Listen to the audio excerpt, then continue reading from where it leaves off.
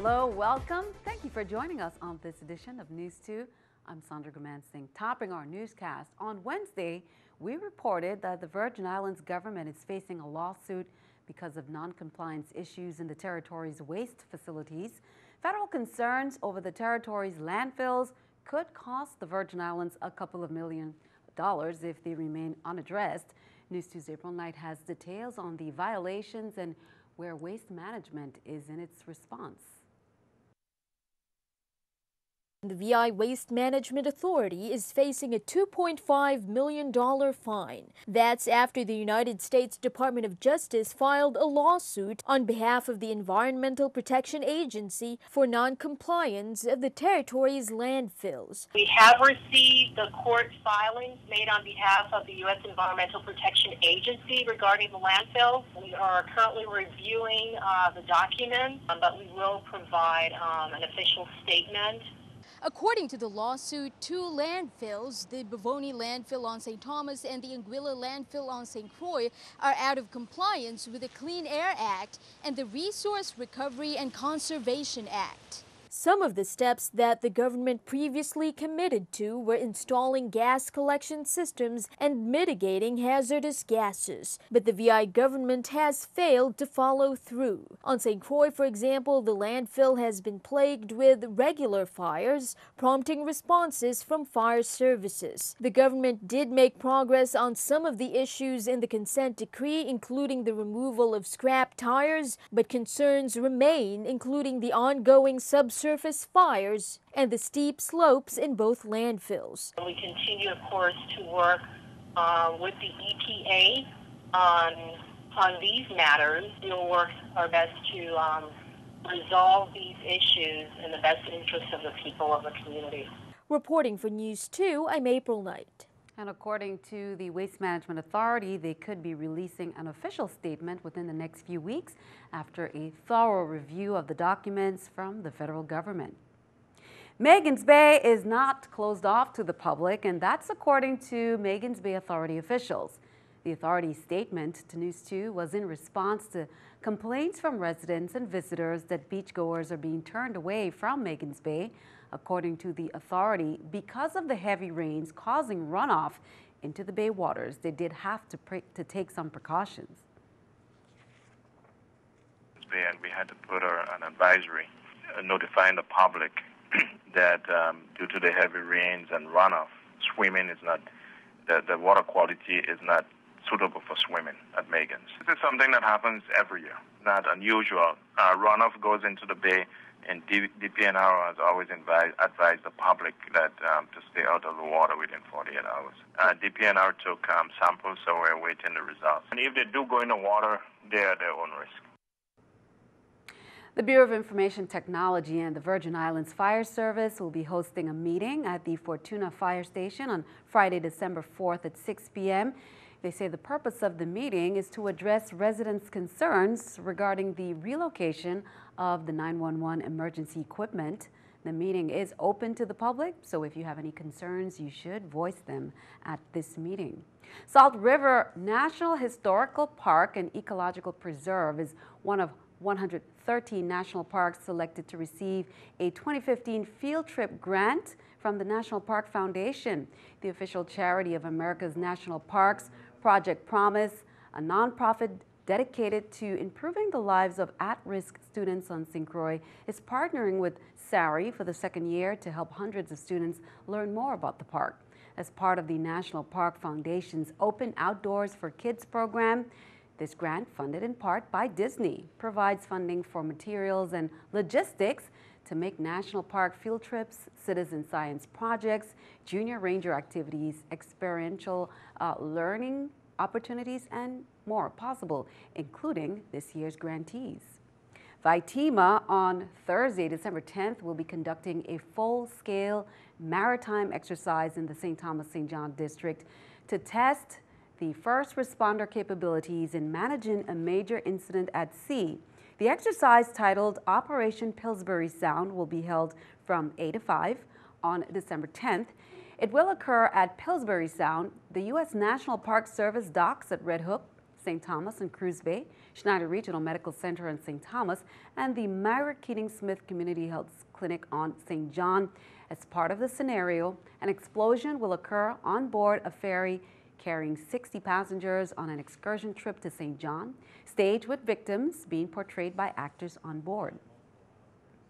On November 24th, Standards & Poor's Rating Services assigned an A rating with a stable outlook for the Virgin Islands Public Finance Authority's upcoming Series Federal Highway Grant Anticipation (GARVI) bonds. This rating reaffirms the initial rating provided in 2014. I'd say this is the highest rating of any bonding program currently offered by the Virgin Islands Public Finance Authority and is among the stronger rated credits in the Caribbean. On October 7, 2015, Governor Mapp revived the current bond offering to be presented under the GARVI program when he signed Bill number 31-0073 into law. The Series Federal Highway Grant Anticipation, the GARVI bonds, will fund approximately $91 million of critical highway infrastructure projects. The Virgin Islands Police Department is reminding everyone about the road and parking restrictions in place for the filming of a national commercial conducted by the production company Supply and Demand, based in Los Angeles, California. On Friday, December 4th, in downtown Christiansted, the following restrictions will be in effect from 6 a.m. to 6 p.m. Parking and traffic parking prohibited along Strand Lane by Kings Alley, on Strand Street between Strand Lane and Queen Cross Street parking, and on Queen Cross Street from King Street to the boardwalk. Vehicles parked along the mentioned areas there will be cited and towed at the owner's expense. The VIPD apologizes for the inconvenience.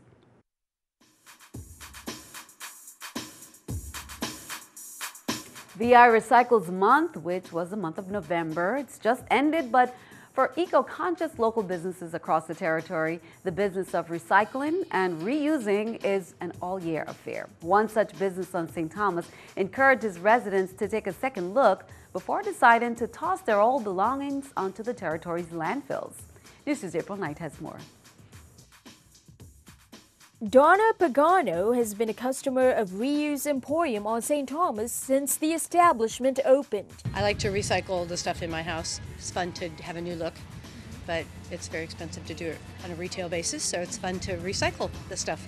When I'm done with it, I pass it on to somebody else. Jeannie Lupo opened up shop 3 years ago. She not only saw a need for a place for residents to make money off of old belongings. We bring things that people don't want to have people in their house and they want to maintain their privacy, and we sell it for them in a retail environment. It's also a way, she said, to reduce waste on the island. In order to keep things out of the landfill. Because I would drive by garbage cans and see people just leave it on the side, which of course, people will eventually pick up, but I thought, Pagano herself has dropped off some of her own things to be sold. Well, because it's a transient community, and we don't have a gazillion stores to choose from, it's a way to get rid of your stuff. The business turned out to be profitable that the place expanded from 1,000 square feet to 5,000 square feet. And now Lupo is thinking of expanding again. The lifespan of things that come into the store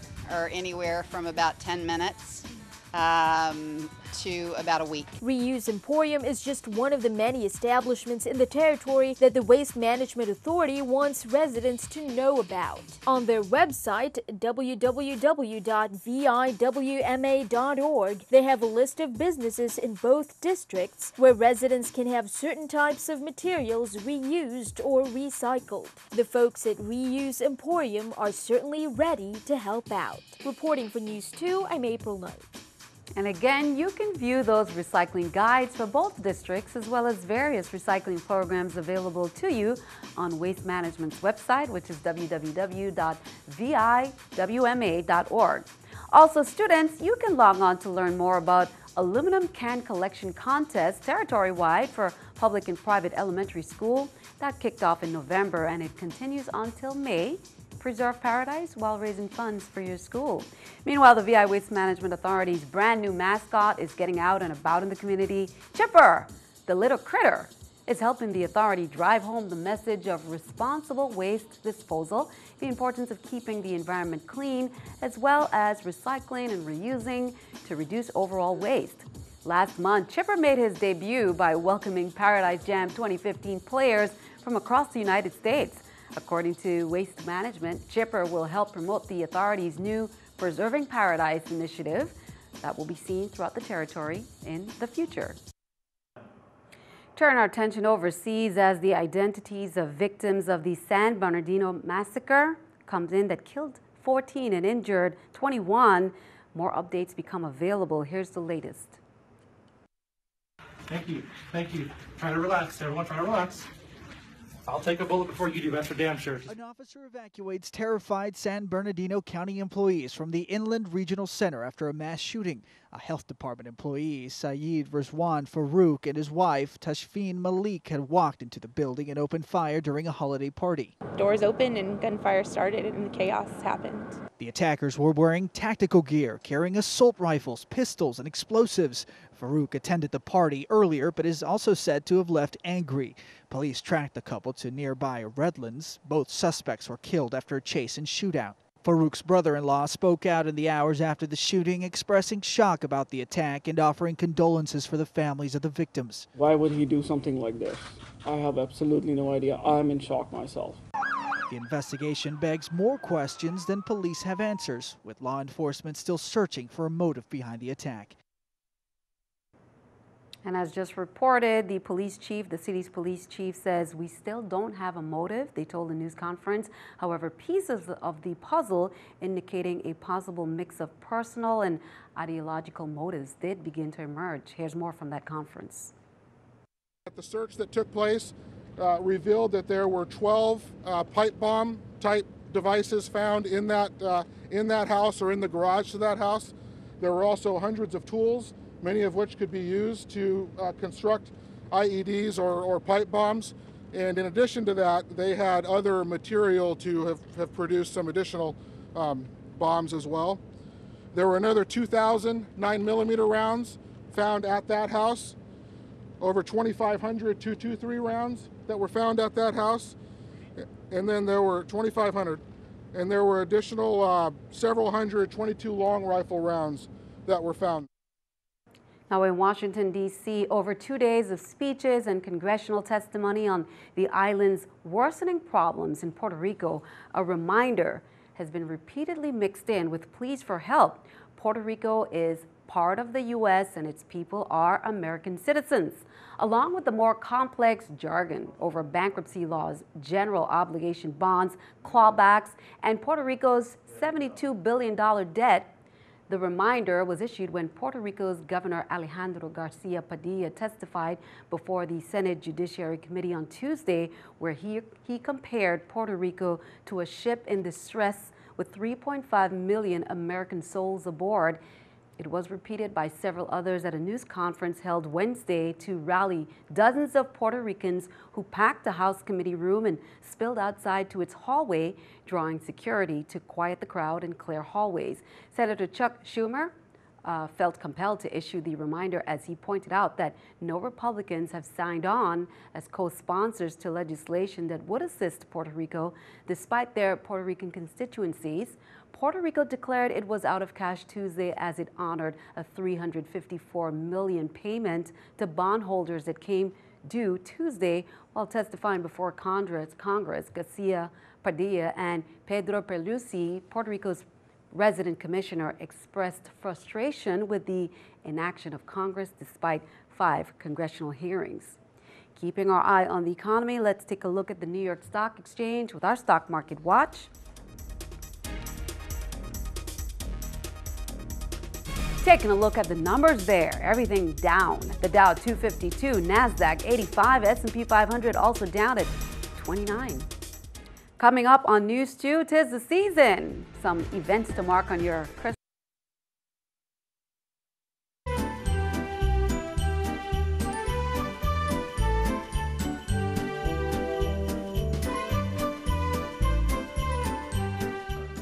Welcome back. On St. Croix, Sunny Isles Shopping Center is holding their traditional tree lighting ceremony on Saturday, December 5th, 5 p.m. in the courtyard. These are some events to mark on your calendar. Entertainment will include DJ Swain, Synchro Majorettes, Music in Motion, Word of Life, Ballet Folklorico, Dominicano de Syncroy, and of course, all the stores will be open with special Christmas deals. Again, that's this Saturday, Sunny Isle at 5 p.m. Tutu Park Mall reps say they are prepared for the countdown to light one of the largest Christmas trees, 25 feet in the VI, then welcome Santa Claus and his helpers and have endless fun at their annual Christmas tree lighting Saturday, December 5th at 6 p.m. Have your pics taken with Santa and dance to the music of Red Lion Sounds, performances by USVI Talented Teen and the French Dance Academy, Majorettes, and more. It all begins at 6 p.m. The West Indian Company Limited will be hosting its annual Christmas tree lighting from 11 a.m. to 10 p.m. on Wednesday, December 9th at Havenside Mall on the West Indian Company dock. This year's event, under the theme A Storybook Christmas, will feature New Story Time, the recently released compilation of stories by the students of the Adelita Cancrine Junior High School.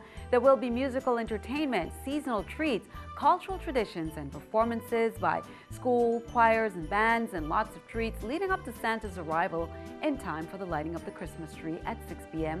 Stores will remain open late with special offers to accommodate the early bird holiday shoppers. And be sure to tune in to CBS TV2. We will bring you the sights and sound of the event. Are you one of those people fascinated by the beautiful Christmas lights and spend time getting creative with stringing them up outdoors?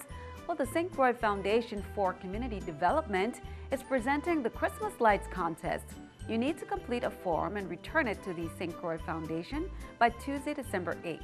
Judging will occur Friday, December 11th through Sunday, December 20th between the hours of 6 p.m. and 8 p.m. All entrants will be notified of the results by December 30th. Winners will receive their prize following the judging. The Fine Arts Department of the St. Croix Educational Complex, they're hosting the annual Christmas concert tonight, Thursday, December 3rd. It began at 7 p.m. in the school's auditorium. The public is invited to come out and support the SCEC concert band, jazz combo, and choir as they perform holiday musical selections. Lights, camera, Christmas. The Ivana Udorican High School band will be holding their concert on December 17th at 7 p.m. featuring the Dynamite Rays Steel Orchestra Instrumental Lab Concert, Marching and Jazz Band, Harmonic Rays, and the newly formed Ken Music Styles.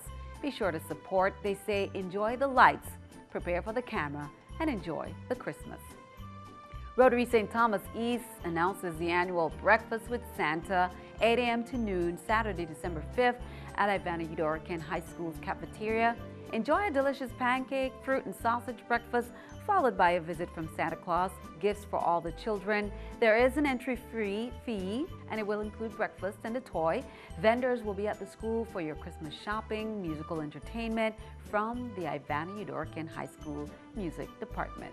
The VI Council on the Arts selected some pretty talented 7th and 8th grade art students at Adelita Cancrine Junior High School to represent the VI with handcrafted Christmas tree ornaments for the National Christmas Tree in D.C. Now, this Thursday, beginning at 5 p.m., President Barack Obama and his family will take part in the 93rd annual tree lighting in Washington, D.C. The students, with support from the VI Council on the Arts, sketched, drew, colored, and painted on mat boards or on the ornaments themselves. Kudos to the talented artists. Also, if you plan to send out some Christmas cards this year, how about purchasing some that benefits abused and neglected children, made by the kids for the kids? Log on to vivaforchildren.org, which is a nonprofit organization servicing children in the foster care system. Some retailers on St. Croix sell, but you can find them at the WIM Starving Artists Day, which has been rescheduled for December 13th. You can also call CASA at 718-2272. And Tilly School's annual Holiday Bazaar, where you can find some great local crafts for sale, delicious food and activities for the kids, including a Santa photo booth. That's this Sunday from 11 a.m. to 3 p.m. at the Mark C. Marine Center. Many favorable items you can add to your holiday shopping list, as there are many tables and booths set to line up with just about anything you can imagine. Be sure to stick around. Your News 2 AccuWeather forecast comes your way next.